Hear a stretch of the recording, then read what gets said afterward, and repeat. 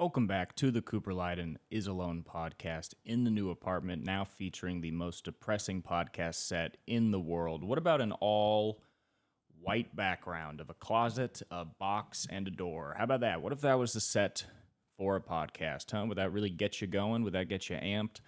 Yeah, listen, I got the fucking curtains. You've seen them in the other episodes. What I don't have is something to make them not wrinkled. So is this or wrinkled curtains, which honestly bothers me more than just looking like I'm sitting in a solitary confinement cell. Yeah, podcast was off for 2 weeks because I moved and I'm not good at doing other things and still getting a podcast out. You wouldn't believe it. Somehow recording a podcast for 1 hour and then releasing it, really doing no editing at all, barely ever making a clip is somehow impossible work for a guy like me, especially if he's in the middle of moving. But now we got everything. You've pretty much, if you're watching this, you're pretty much seeing 75% of the apartment. I moved out of the old place, who I lived with, Sam Hart or AJ O'Connell, featured on the pod. Justin, don't think I ever really learned his last name. He was never around. I lived there, and that was fun. But I needed my own spot. I needed my own place, and everybody was telling me different things. One of the roommates, won't name who, didn't want me to go, was trying to talk me out of it. It's very funny. He's like, you get really lonely in there. You know what I mean? You get pretty lonely in a fucking studio apartment. Dude, you might not like it in the studio. And just funny to be like, hey, man, I don't know how to tell you this, but I'm trying to get away from the vibe of this house. It's funny when somebody's like, I don't know, man, might not be good for your mental health. You might get lonely. And you're like, listen, I don't know if you've noticed, but the mental health vibe in this house in general is pretty fucking awful, okay? Nobody's doing anything. Nobody's feeling awesome about themselves. So I think being surrounded by some of the worst vibes in the world is probably not going to get me to the top, I'd rather be in a house that is all my vibe. I mean, it's a studio apartment, but I'd rather be in a space that if anything's fucked up, I look at me. You know what I mean? If anything's real fucked up or it doesn't look good or whatever's happening, I can be like, well, there's fucking nobody else here. You know what I mean? I cleaned today. Got scrubbing bubbles, cleaned the fucking shower, cleaned the fucking kitchen, sweeped the floors, did shit. You know why? Because it's me. That's what you do when you live in a studio apartment. If you live with roommates, especially like, comedians, young dudes, you're all pieces of shit. You don't clean up a lot because first off, you're like, somebody else will do it, but also nobody else cleans. And then when you do clean, you're the only one that cleans, and then other people make it look like shit again, so then you get pissed off and discouraged and you don't want to do it. You live in a studio, if this place looked like shit, anybody that walks in is just going to be like, Cooper, why does your place look like shit? And I can't be like, it's just me, I think people don't want to live in a studio apartment because it is a direct, or just live alone in general, it's a direct reflection of how your brain is working. If the place is clean, it means you're at least a little bit on top of your shit, If it's too clean, you got OCD. If it looks like shit, you're fucking depressed, So people don't want to live in the studio because you got to look at yourself every day. Every day I walk in here, it's a reflection of me. How are things going? We got a nightstand, got a dining table, got a desk, got a fucking AC unit installed, got all my kitchen product. I look at everything. I go, all right, for now, first 2 weeks, we're holding it down. Things are working out. It's making sense. I like that. I moved out because the last place, the rent was so fucking cheap. I paid $678. I'll tell you the price. I'm not embarrassed. I'm a high roller, okay? Usually rich guys like me, we don't want to talk about, how much money we make, things like that. But I was paying $678 for a room in an apartment that had full kitchen, balcony, living room. That price is crazy. I've never seen it been beat, and that's amazing.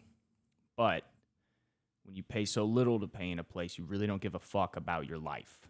So I was like, I got to move out, start paying double my rent, not be able to order Postmates, get a little better at cooking, get more on top of my stuff, be all of my own faults, you know? And now we're out. Shit's going good. And we're early in. I don't want to get cocky. Maybe the studio apartment will be the death of my mental psyche. I don't know. But we're only a couple weeks in, and shit, I'm taking walks. We got fucking shops, cafes, 2 bagel places within walking distance. Wine and cheese store, couple banks, farmer's market on Sunday. That's all walk. I didn't walk in my old neighborhood because of there's nowhere to go. So 7-Eleven, there's gas stations, there's McDonald's, and along the way was people either asking for money or trying to fight you. And I love a bad neighborhood, okay? And that was a good bad neighborhood because it was just dirty. It wasn't really crazy or dangerous or anything. I mean, my ex-roommate did get shot at, but I didn't see it, and I didn't hear it. But, you know, the last place was fucking crazy. And I moved here, good rent. Somehow I get to live in a community now in an apartment building that is surrounded by $1 million houses. So people care about where they live now. It's crazy to be around people with their shit together. Because I go out to smoke. I seem to be the only person within 100 miles that smokes cigarettes. But I sit outside. You know, I go away from the apartment building, right outside. But you get it. I'm not in the courtyard, not bothering anybody. I'm sitting outside smoking. So many fucking people walk their dogs in this community. It's crazy. I don't know how these people afford their houses when they seem to spend their entire fucking day walking their dog.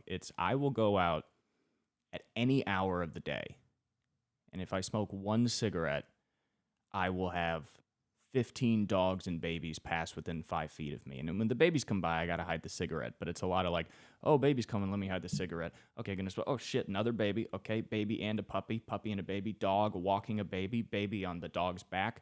They're both alone. It's a safe neighborhood. They're fine. That 3-month-old is fine. He's allowed to be on the street by himself. It's like that show with the Japanese kids who go to the market. It's the same thing here.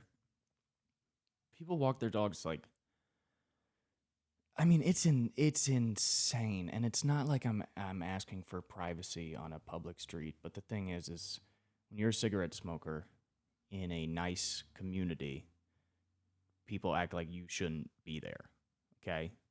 And I'm going to the one place that makes sense to smoke, but every time one of these motherfuckers passes me, they're giving me a look like I'm a good fucking rich person walking a dog. You're a piece of shit smoking a cigarette. How about you get that out of my face?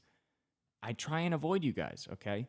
Last night I went out to smoke at 2 a.m., which seems to be 9 hours after everybody in this apartment goes to sleep. It's crazy. I feel like I'm fucking sleeping over at a friend's house every fucking day I'm here. Everybody's in bed by like 7 p.m. But I go out at 2 a.m. to smoke a cigarette. And I'm like, jokingly to myself, I'm like, oh yeah, probably won't be any dogs. There's fucking 2 minutes in, there's a guy walking his dog at 2 a.m. And it's not like he came out of the apartment building so the dog could go pee. He came home late. He's a good guy letting it. No, this is a full walk this guy's on. In no rush either to get back. Because what he did was, and listen, I don't know if we all follow the same rules, but I think at 2 a.m., if you're near somebody you don't know, don't hang out. Does that make sense? Like if you're out walking a dog at 2 a.m., don't let the dog stop and sniff everything if you're 2 feet away from a stranger smoking a cigarette. It's weird for everybody. Because I'm fucking out there smoking. This guy walks up with his dog at 2 a.m., and I'm like, all right, that's hilarious, the dog walking in this community. It's like you guys are trying to fucking win a class pizza party for most dogs walked. Like, it's insane. Whatever. I'm like, he'll just walk by. This motherfucker takes his dog. They walk by me. The dog sees something it wants to sniff and stops right in front of me as I'm smoking a cigarette at 2 a.m. And this guy just, and we're not looking at each other. We're not talking to each other, but he's standing there now 2 feet away from me at 2 a.m. And I wanted to just lift my head up and be like, Does this not feel crazy for you? Like, does this not feel so weird right now that we both expected to be alone and your dog's sniffing this thing and you're not going to be like, hey man, keep it moving. There's other stuff to sniff. Let's go somewhere else. This guy walked by like, no, I'll just let it sniff. And I'm just sitting there. I'm like, what are you trying to pick me up or what is this? Get the fuck out of here. You know? I can't say that. It's a public sidewalk. And I'm the poorest person in the whole community. So what are you going to do? But I don't know. I don't know. Now it's interesting because in the old days, 2 weeks ago when I lived in the apartment, I'd worry about my roommate hearing the pod. Not that I'm saying anything he shouldn't. He's been on it, but I was worried. Thin walls. I'm talking to myself. It's echoing. I was worrying about that. Now there's strangers on both sides of me. I have listeners of the pod at all times. I'm aware of that. It's a Sunday. They're probably home, hearing all this. Will the pod change out of my fear of being listened to every day? Maybe. How funny would it be if I got kicked out of my apartment for doing a podcast? Very. And then maybe, I could get on some sort of show about people that have been silenced. You know what I mean? I don't know. But yeah, I don't know. I like it. It's weird now because the old community I lived in, if anybody's on the street, it's just because they're walking home from the bus or they're running away from a guy they owe money to, And now everybody who's on the street isn't going anywhere. Like, everybody on the street is out there purely for leisure. It's very interesting. It's a much different vibe. At the old community, somebody's walking on the street. They had a backpack, baseball hat on, and they were fucking sweaty. And they had a rough time, okay? And they're just trying to get home. Here, people are out there. They want to be out there. They want to be on the street. Want to walk around. I mean, the amount of dogs within a 2-mile radius here must be like 15,000. I think the dogs outnumber the humans because everybody's walking a dog, walking a baby, or walking themselves, And I'm doing it too now. I'm doing it too. It's a good place to walk, Been going out for walks in the morning, going and getting a bagel. It's a good time, But I had a bad moment the other day. So I started going out for walks and staring at the sun because I heard Andrew Huberman, who's a buff doctor, say that you got to get sunlight in your eyes in the morning. It syncs up your internal clocks, releases cortisol or whatever, makes you happier. He didn't say to stare at the sun, but I am mainlining sun, if I'm being honest. A lot of guys out there saying, get sunlight in your eyes. Obviously, sunlight reflects off everything. If you're outside, the sun's shining, and you're looking around, you're getting sunlight in your eyes. Fuck that. I go straight to the source. I stare at the sun for a few minutes every fucking day now. And I look up and I go, oh, I feel different. It's like, of course you feel different. You're staring at the sun, you fucking idiot. I do that on my walk to get a bagel, to improve my mental health, to fix who I am, to be a better person. But I had a bad moment the other day because I was walking, got to the bagel shop. As I'm entering the bagel shop, there's an old Asian lady leaving, and I held the door open for her, and then she walked out and did not say thank you. So now I went out there for my mental health, and now I'm just thinking about re-nuking Japan, and I'm just being a horrible racist. I went out to have a good time, to fix who I was, and within minutes was reminded that I'm a piece of shit, okay? And, her race did not matter besides the fact that I was being racist. And if she was white, I would have been ageist or, body negative towards her. Whatever it was, I would have found a way to hate this person for things that really had nothing to do with the entire situation. She didn't say thank you. What the fuck? Isn't that why we all live here? Isn't that why everybody lives here, to act like we're in a movie? Because now the community I live in now, it's everybody's pretending to be in a movie. This fucking row of, I live near a row of businesses that sell nothing essential. Nothing. It's coffee, it's bagels, it is wine and cheese, it is books, beer, you know what I mean? And then there's like a bank and a Rite Aid, and that's the only thing that really resembles an actual business. But there's a whole fucking half mile of only businesses that if they got torn down tomorrow, the only thing it would change in the world is just one person going, "Ah, fuck, I like that place."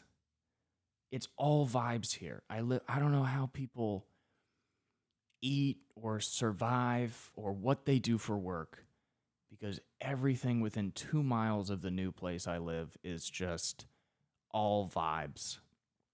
It's like every day Sunday here. You know what I mean? I'm like, how are any of these businesses open on a fucking Wednesday? Who's able to come? The answer is me. I work at night, so I'm out there. I'm out there picking around. But I don't know. It is really the American dream to live in a community of people who seem to be unemployed, but live in places that 95% of the earth cannot afford. And I think if I'm being honest, that's who I am. If I'm being, because I do walk around, it's all yuppies, you know what I mean? It's a real yuppie vibe. And I was walking around today in, a Dickies, a Calvin Klein button-up, Comme des Garçons cardigan, and I had my little man purse on me, and I was judging people. And then I looked at myself, and I'm like, I am the people I'm judging. There's nobody who lives an actual hardworking life that would walk through this row of people, see me, and be like, that guy's not like that. I am. It's amazing and sad to move into a place where you realize it's truly where you belong.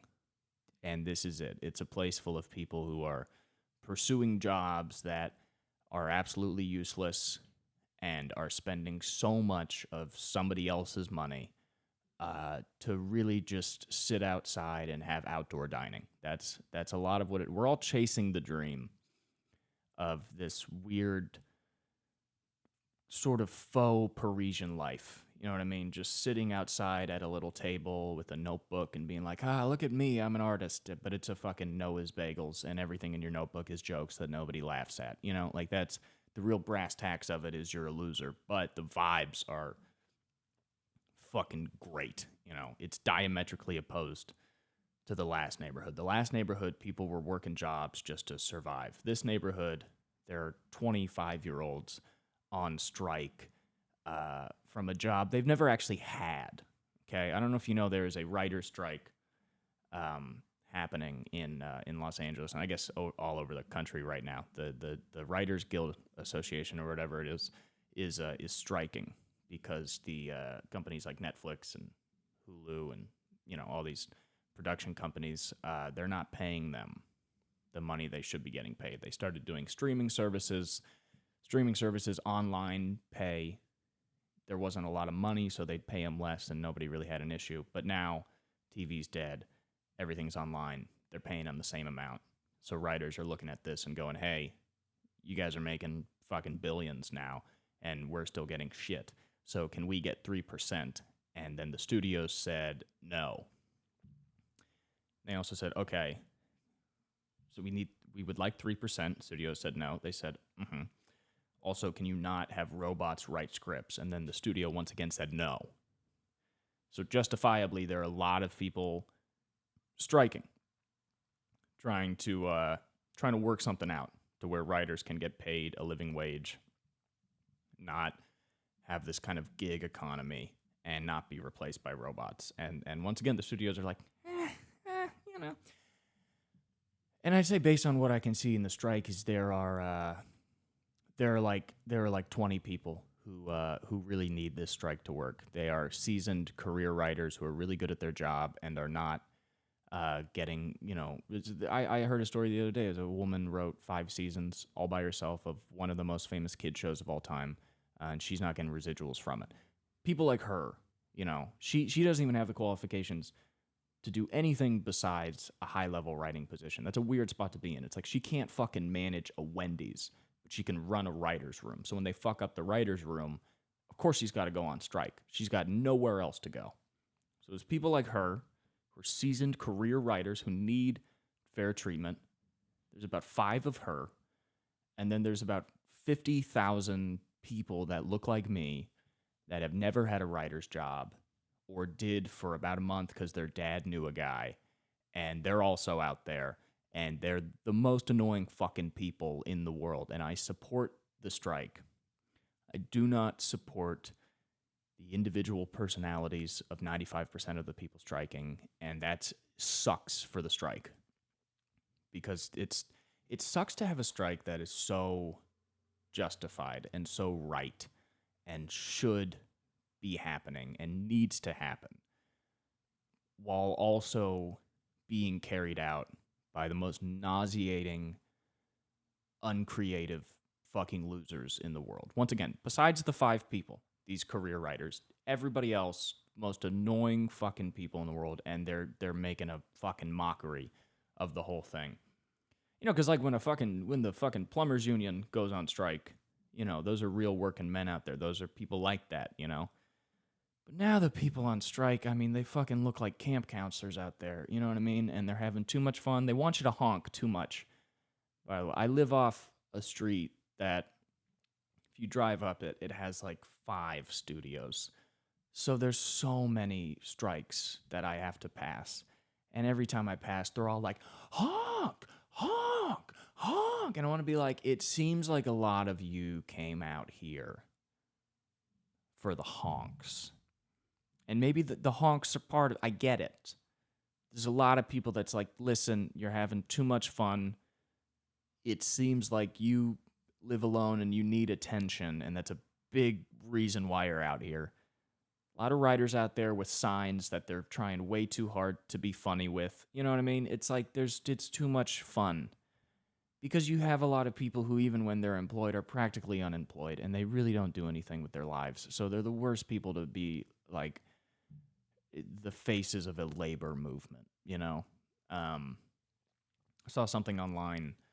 I don't know if you guys remember misconnections. There's like a thing on, you know, Craigslist where it'd be like, hey, I'm a blonde 30-year-old woman. I was in Starbucks and I saw you. You had brown hair and a blue shirt and you smiled at me, but then you walked out the door, and I'm trying to find you. People trying to use the internet to find what they think is going to be the love of their life, when really it's just a guy who's like addicted to ketamine and he will cheat on you. And he had a girlfriend the whole time when he smiled at you at that Starbucks. But it's a, you know what I mean? It's people go, I met you, but I didn't catch your name. I'm trying to find you. Internet, can you help me out? Can you share this story? Maybe we can find him. Usually that's fine. What pissed me off the other day is I saw somebody on Twitter doing that for their friend who met a guy at a strike. They're like, my friend saw you at the strike and you guys talked, but then you never exchanged numbers. Can everybody on the internet try and get these two to try and meet each other, and we can have like a cute like strike romance? And it's like, hey guys, you know, you're out there to try and get a living wage for artists and to try and have artists not be replaced by robots. You know what you're not trying to do is be on the fucking Bachelor, okay? You just think about your whole job is right. Think about optics, okay? Think about how this looks for what's going on. You know what I mean? Like, it's not a good look if everybody outside of Stonewall was also like, hey, what are you doing after this? Want to grab a drink? You know what I mean? Focus on the brick throwing, okay? Let's keep our heads in the fucking game. The strike's supposed to go till February. Don't just immediately resort to using it to fuck people, okay? It's such a bad look. It's insane. And it makes it look so juvenile and just stupid. And it's, I don't know. I mean, once again, I support the strike, but it is so funny to just have a strike full of just the most annoying fucking people in the world. But I hope they get what they want, you know? I hope they get what they want, because if they do, then a bunch of talented people keep, you know, getting to make a living off of making things that people like. So that's good. But boy, are there some shit eaters in the bunch. I'll tell you that much. I mean, but that's the same with everybody. I don't fucking know. You know, that's the fucking deal. You know what I mean? That's how it goes. You know. And now the fucking the SAG Guild, the Actors Guild, is gonna start writing. So they're gonna start striking soon. I think they just authorized it. So, man, I mean, if this strike is annoying now, just with writers, it's imagine how fucking nauseating this is gonna get when the actors show up. I don't know if anybody listening to this has ever been in an audition, commercial audition. I have described that before on the podcast. You walk into a room of just 15 of the most desperate, blank, annoying-faced people in the world, and they all want to be best friends because they want to network. And, I mean, these fucking picket lines are about to be overrun with people just showing up with resumes. I mean, this whole strike's gonna fucking go to shit once the fucking actors show up. And they're like, "Hi, this is my reel. I put it on my strike sign." You know, like it's tough. You know, it's tough, man. Because strikes are supposed to be annoying, but in like a cool way. You know, it's supposed to be annoying where it's like we all walked out of the factory and now the big boss man's fucked. But right now, it's just like a bunch of 27-year-olds who the big boss man told was untalented, and now they're outside with picket lines being like, we're not going to write anything. And they're like, we don't give a fuck, you know? I don't know. But, I mean, hats off to them. You know, I wish them all the best. Because, once again, if these annoying, horny 25-year-olds stick it out long enough, they are going to be able to save the careers of some really talented 50-year-olds who really don't have anywhere else to go. And I want those people to still have jobs because they're good at their job. They've proven themselves, you know? And we, you know, got to pave the way for other fucking young people. You know what I mean? This podcast is currently striking as well. This is all improvised, okay? This is all improvised. My writing team made up of, you know, Conan O'Brien, Jim Norton, Stephen Colbert, Jimmy Fallon. I actually get writers from the hosts of late night TV shows. I have them write for this podcast, just as a fun, you know, they like it. It's like a vacation. Yeah, I hope they get what they want. I don't know. I guess we can get to the real brass tacks, the real breaking news. Livy has rizzed up a baby Gronk. No, I don't care. There's a 10-year-old being exploited online, which is not even, you know, news anymore. I don't know. I didn't want to talk about this actually, but I'll say this.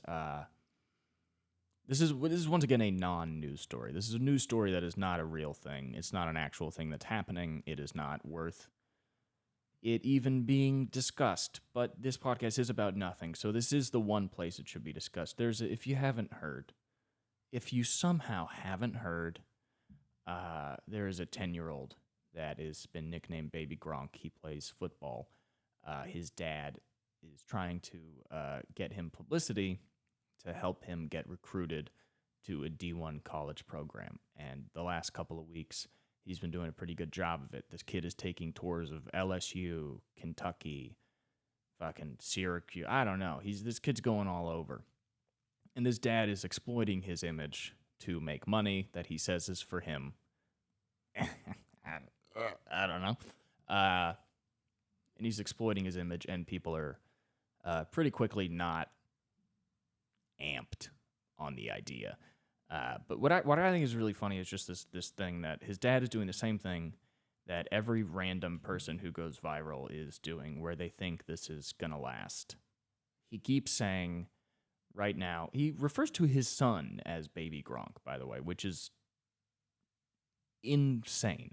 But he's like, yeah, right now, Baby Gronk makes about $100,000 a year off of sponsorships and appearances. Once again, he's 10. And hopefully, you know, he can have at least $1 million by the time he is 18, so he can have a good chunk of money to start his life.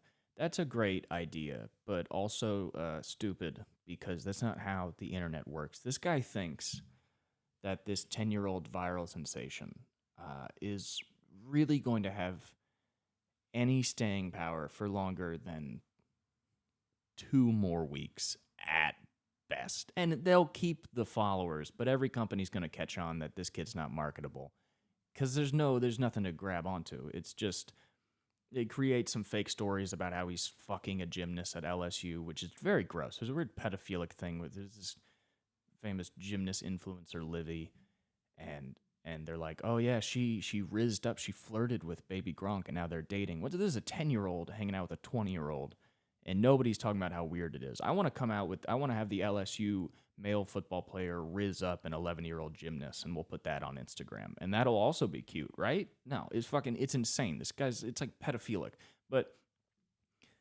this guy thinks it's gonna last. This guy thinks for the next 7 years, this stupid bit, this dumb viral meme that is his son's life now, is going to last for 8 more years. That everybody on the fast-moving train of shit, the conveyor belt of shit that is Twitter, is going to hold on to baby Gronk. Listen, you fucking idiot.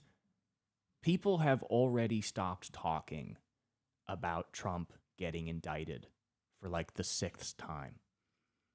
One of our ex-presidents asked Kid Rock how to deal with North Korea and showed him classified maps. And that lasted for about 2 days in the news cycle. What the fuck do you think people are going to keep caring about a 10-year-old for, okay? Our president committed the funniest kind of treason known to man, and we already don't care. Do you really think your son is going to be able to sell Gatorade for more than 3 more days? It's stupid. It's the same as like this fucking that Mason Ramsey kid, the kid that yodeled in the Walmart. He's fucking releasing an album now. And he's released multiple albums. And it's like, you have to be the dumbest person in the world to be a fan of somebody who went viral. Okay, he's like, well, what fucking idiot is like, oh, damn. The kid that yodeled in Walmart, he's 15 now, he released an album? They can't wait to go see him live. He fucking posted a thing where he's like, I'm back. And it's like, fucking dumbass. Nobody was waiting. We moved on. There was an entire presidency of funny things that has happened since you yodeled in the Walmart, you dumbass. These people that think they're going to stay in the news cycle as some sort of interesting thing are out of their mind. Nobody wants to watch a 10-year-old play football. Okay? You have to be lobotomized to be a lifelong fan of baby Gronk, whose real name is Madden San Miguel, by the way, which is no shade on the kid. It's really making fun of the dad. The name with the least catchy. There's nothing to hold on to in that name. It's Madden San. There's no ring to, I don't know. Maybe that's why I gave him a fucking nickname. But, I don't know. This dad is already desperate to try and get his kid more publicity. And he just doesn't realize that this is the highest the kid's gonna go. Because the kid's not a fucking content creator. You know, it's like the kid doesn't do anything. You know what I mean? Like with this podcast, I hope that people will stick by it because first off, it's never gonna be very famous. But if it is, it'll be a little thing that people hold on to week by week and they go, oh, I'll listen to it. You know, that's how people deal with podcasts. You go, oh, every week I take a thing, they got a new thing to talk about, and I'll listen to it in my car. With Baby Gronk, you have to be so stupid to tune in every week to be like, hey, same thing again, a 10-year-old playing football. This isn't weird for me as a grown person to keep up with and care about and really give a shit and actually give money to. That's insane. So, I don't know. I hope this dad is enjoying the peak of him and his son's life.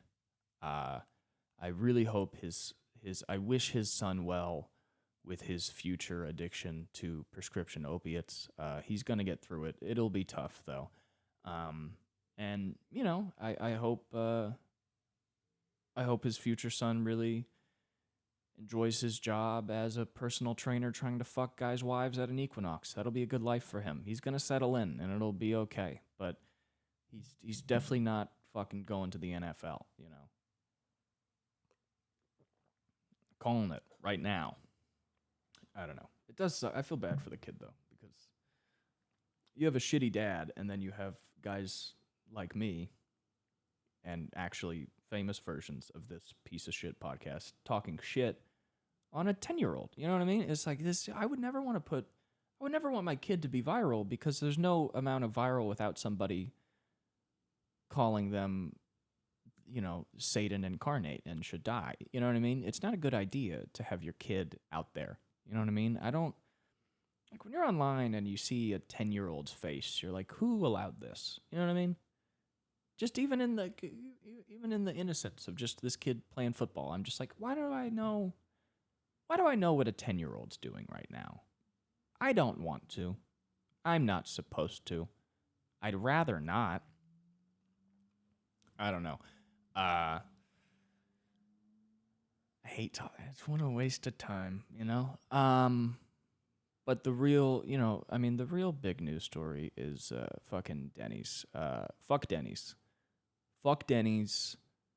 Fuck Denny's. Fuck Denny's. Fuck Denny's. Denny's, I stood by you. Like we all did, okay? Stood by you the same way I stand by McDonald's and Wendy's and other shitty restaurants that are able to do one thing, that it's shitty, but it's consistent shit. You know what I mean? I stood by you, Denny's. As a shitty chain diner, I said, no, I love Denny's because it's bad food, but it always tastes the same. And when you go in there, at least you know what you're getting. And I went to a Denny's recently, and they fucked up Denny's. You know what I mean? Because Denny's isn't like a real restaurant. It's not like they get ingredients shipped in. They get packages and packages of each meal, and they essentially just heat them up or fry them for a sec. They're not really cooking back there.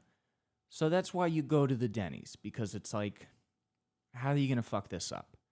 It's always the same thing. Well, they found a way to fuck it up. We had a bad start. Me and my girlfriend went out, and we were going to go to a breakfast place we liked. It was packed. And I was like, fuck it, let's just go to Denny's. Let's go to the place that's shitty, but it's always the same. Let's just go, and we'll go to Denny's. And so we go. Started off bad. My girlfriend goes to the bathroom. I order us 2 coffees, 2 waters. We get 2 coffees. Never got the waters. My girlfriend, they got the little cups of cream, but my girlfriend, you know, she wanted some actual half and half. So she was like, hey, do you guys have any half and half? And the server says, yeah, and then comes and brings out more of the tiny cups. So now we have 2 bowls of cups. This is already a red flag that our communication with the server is off. And she goes, oh, sorry, do you have like actual cream for the coffee? And they go, this is the only cream we have. And she goes, okay. Well, do you have milk in the back? She goes, yeah. She goes, okay.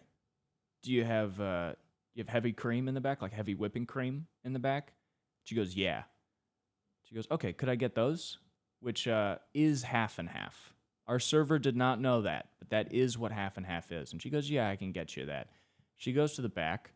She comes out with milk and then a small ramekin of spray whipped cream. So once again, not heavy whipping cream, not the shit that you make whipped cream with. Just they took a fucking bottle, sprayed it into a ramekin, and said, there you go. So now on our table, we have 2 ramekins of tiny cups of cream. We have a sort of a small teapot of milk, and we have whipping cream. And what we don't have is anything that she was really asking for. And I know some of you are thinking, why doesn't she just use the small fucking cups?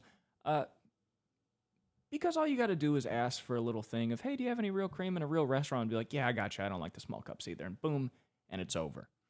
This is why it's important for a server to know what food is actually made of. This is a half and half is a drink that has 2 ingredients, and our server did not know what they were. So things are going terrible so far. And then we order, go back, don't see her for a while. We're trying to get more coffee. At one point, make eye contact with the server. She just walks away. She's very elusive. We had one of those servers where you don't see her a lot. When she does come by, you ask her. She leaves before you're done with the sentence, and you know you're not getting what you just asked for. So we've already decided that the front of the house is compromised. Our liaison to the back of the house is compromised. We've decided that. Then the food comes out. I got a chicken fried steak with eggs and hash browns. And I know the Wendy's chicken fried steak. It's a shitty burger patty. It's fun. It's terrible, but it's what I expected. Somehow they made the gravy worse. I don't know. It just seems like hot ranch now. The chicken fried steak is shitty, but it's kind of what I expect. The eggs, you know how sometimes eggs are like really watery? This was almost like they made over easy eggs and then took a cup of water and just poured it on top just to get more of that liquid. It was the most liquid I've ever seen on eggs. And then the hash browns were just cold, shaved potatoes that had not been browned. Like, it was a kind of... Like, it was... The hash browns were so bad, I don't know how they flipped them without it falling apart. Because I tried to eat them, and then it just fell apart. My girlfriend got her food. It was wrong. It was incorrect. It wasn't what she asked for. My hash browns are terrible. So now we're realizing the back of the house is also bad. Front of the house is fucking dumb as shit.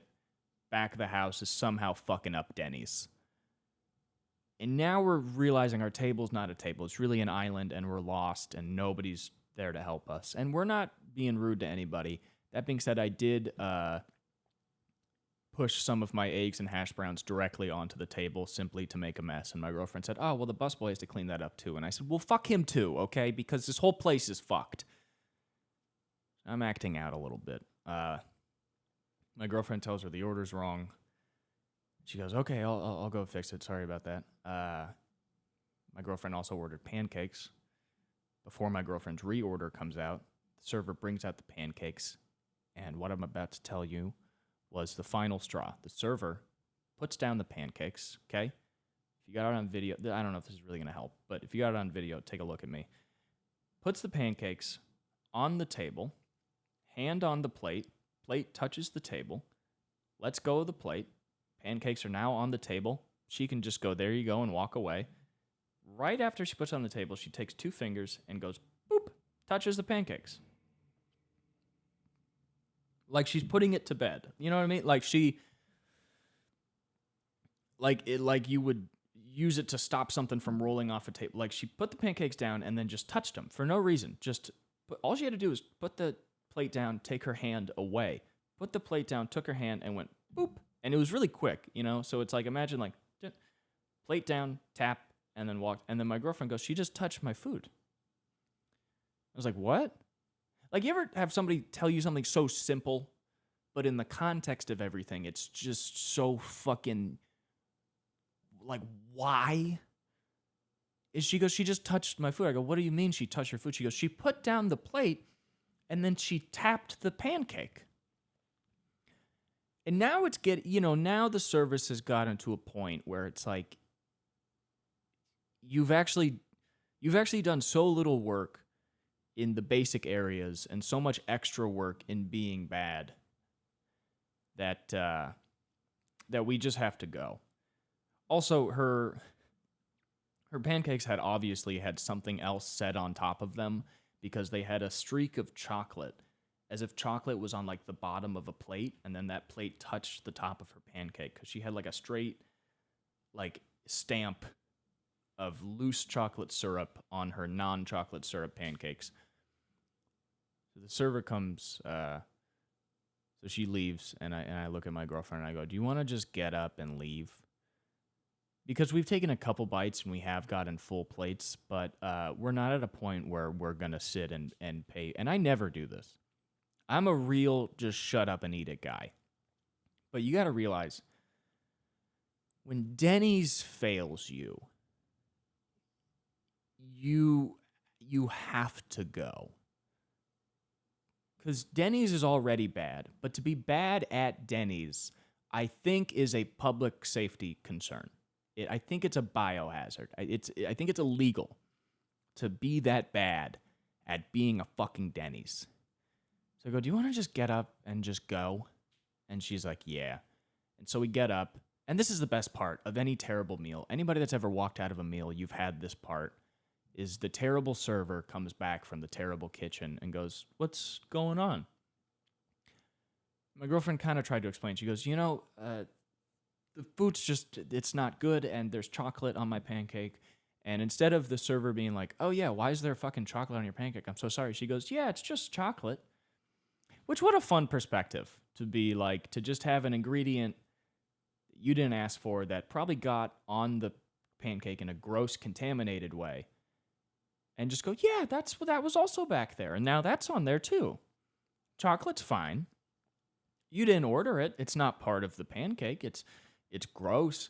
It probably got touched by another person's food. That's gross. But that's great. Isn't that fine? Yeah, there's a lot of stuff back there. There's salt on the pancake too. We dropped a bunch of shit on it. That was her response. My girlfriend was like, yeah, no, but it's not a chocolate pancake. She's like, it's a chocolate. And we just go, we're going to leave. And now she's standing there with a new order with excellent looking hash browns, by the way. They showed they could fucking do it. But we go, listen, we're just going to go. And we shunned her, essentially. We kind of gave her the hand.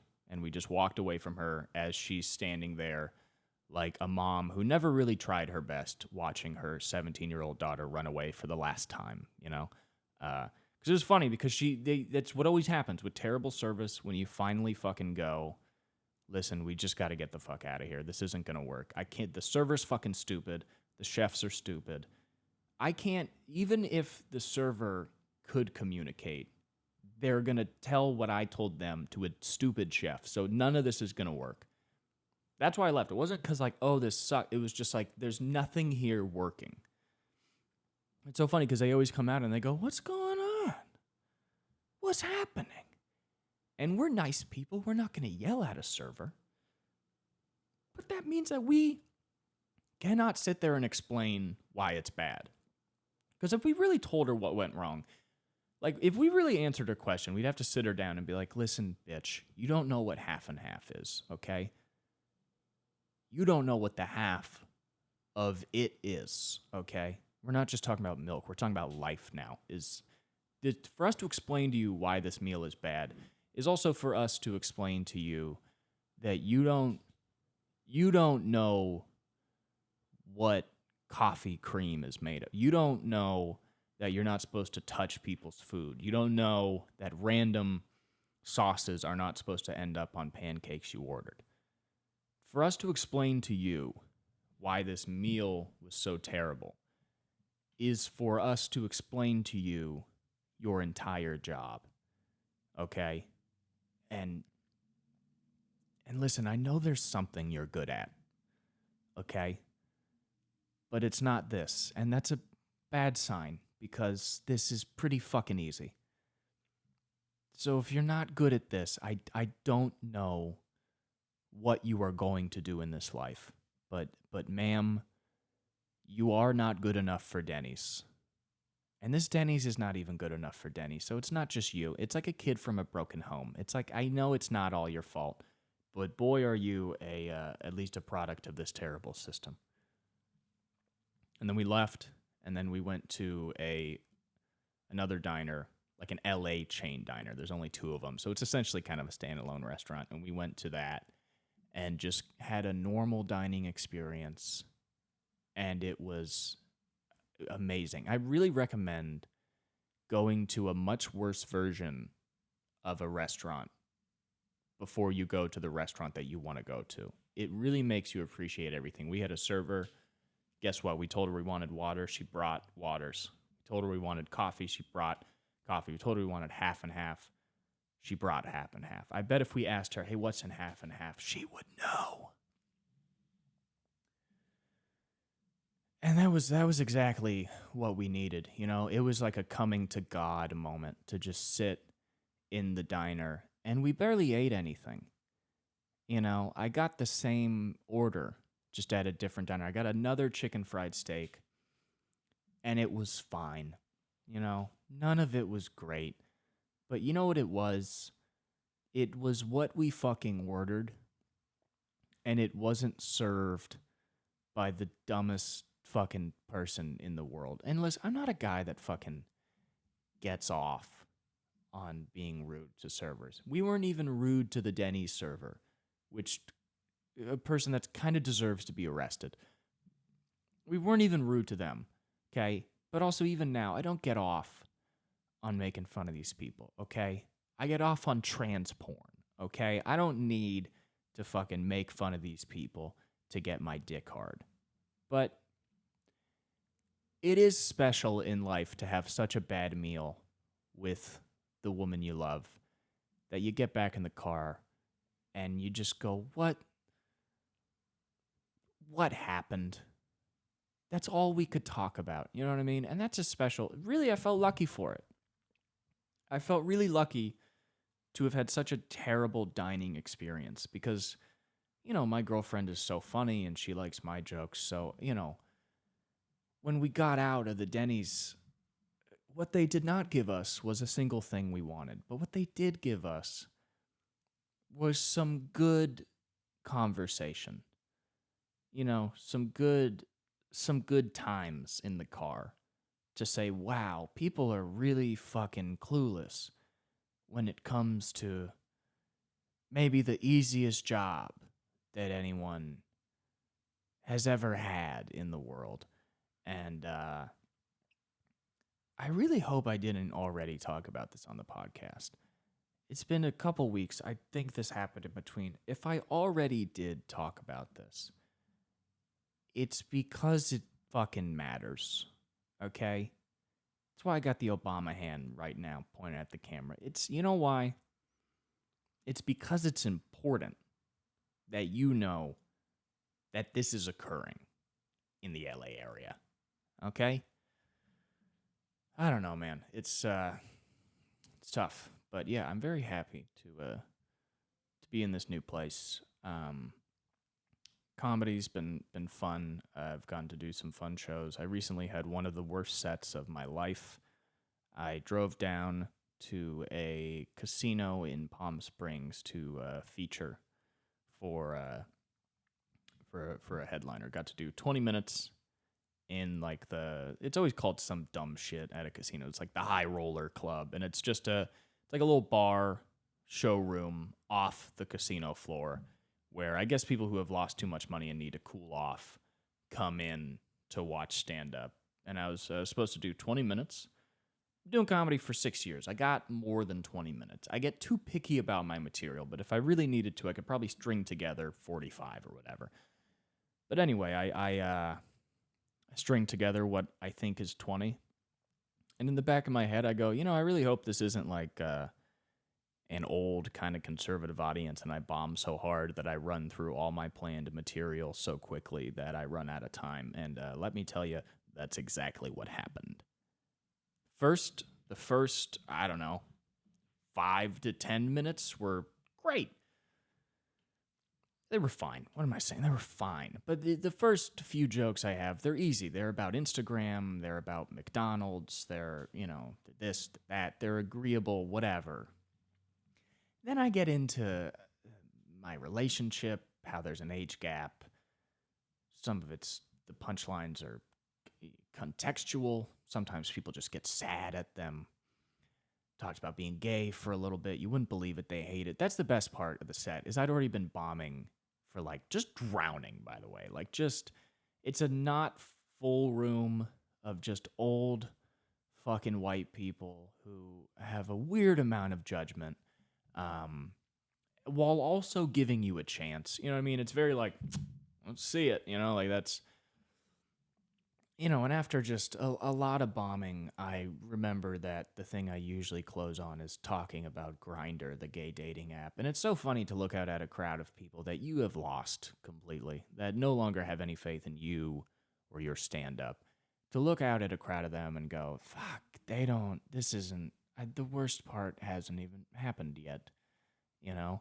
Um, and if I had had these people trusting me more, that material would have gone over. You know, I've seen it go over with those same types of people, and it worked. But when you lose everybody's faith in you, and then you talk about gay sex in a graphic manner, you wouldn't believe it, but they're not really there with you anymore.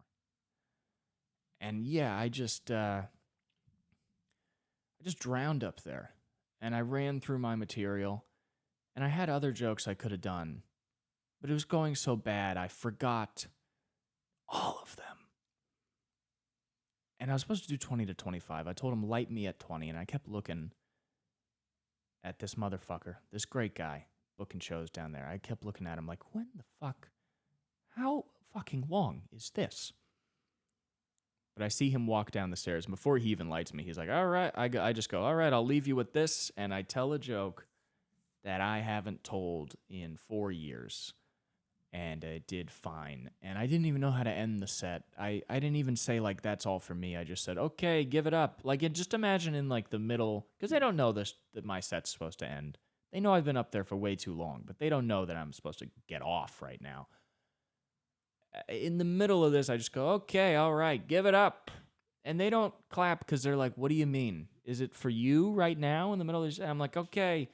And then I said, that's it. And they were like, oh, okay. And then I go, Dakota, I just mentioned the host name, but don't even say to do anything for him.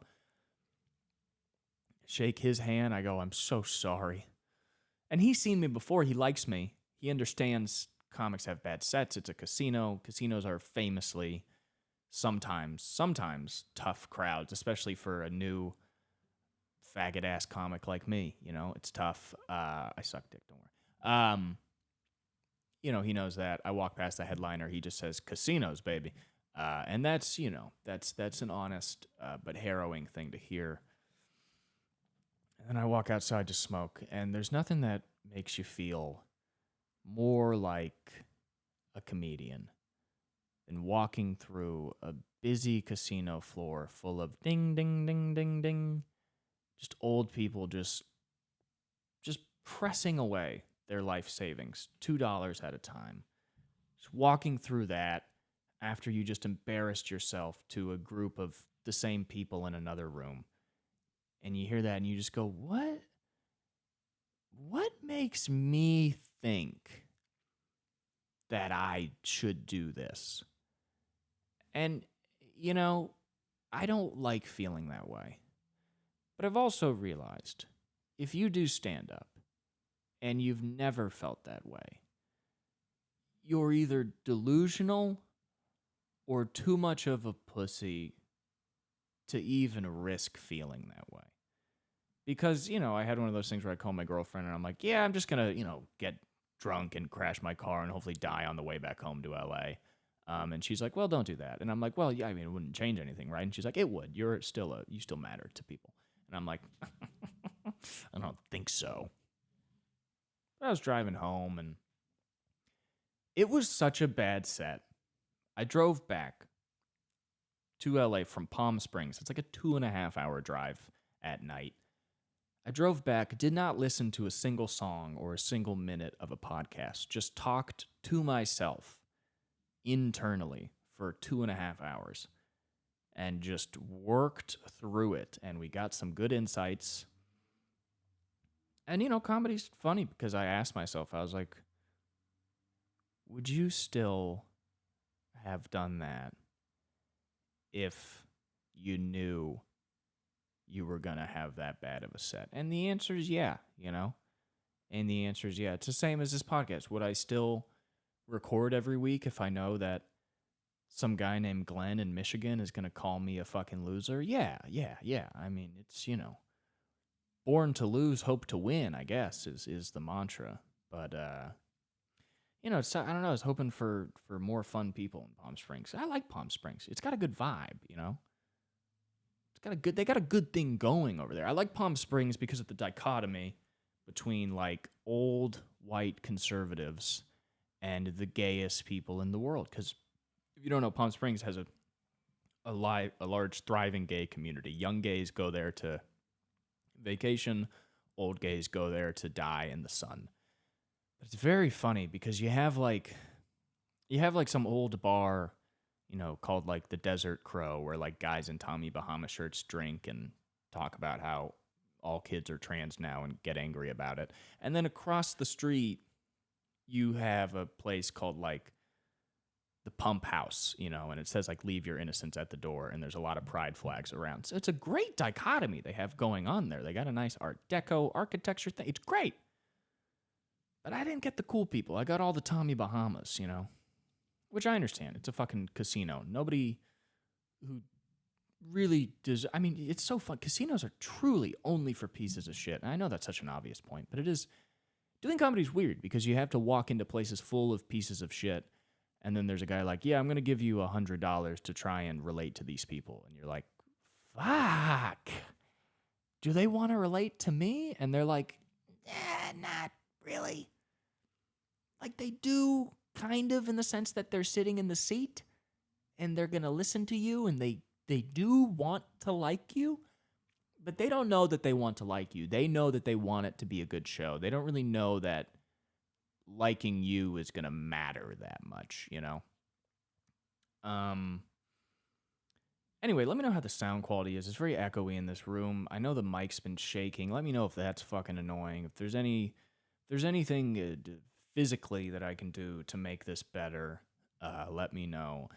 But hey, let me know if you like the sound quality. Let me know if the old RE20 with the high-pass filter on it is doing the job. I try and keep it analog. I don't do a lot of plugins. What you're hearing right now is just mic to audio interfaced and uploading it. I try and keep it simple, which I think is stupid, but I don't like fucking throwing this through a bunch of online programs and making it sound all fucking weird and robot voice. But if it sounds very bad and you fucking hate listening to this and maybe you like what I say but it's hard to listen to in the car, let me know. I'd really be curious to know.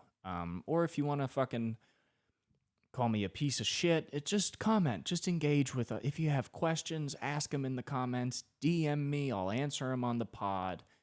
Anything you want, man. I'm trying to get people to fucking give a shit about this. It's a small following right now. I listen to you guys. I hear anything anybody says to me. So if there's any questions you have for me, anything you want discussed on the pod, I'm very open to it. I've tried to do this more specifically and ask questions, and nobody gives a fuck. So now it's just, if you made it to the end and this interests you and something I've said, whatever, you want relationship advice, it doesn't matter. Just comment it. And even if you don't want me to respond, I have so little going on in my life that I'll probably read your comment, get angry about it, and still respond. So just fucking, keep in touch. Like it, subscribe it, review it on iTunes, all that shit. Anyway, it's very good to be back. I love doing this podcast. I love you. And I'll see you next week. Bye-bye.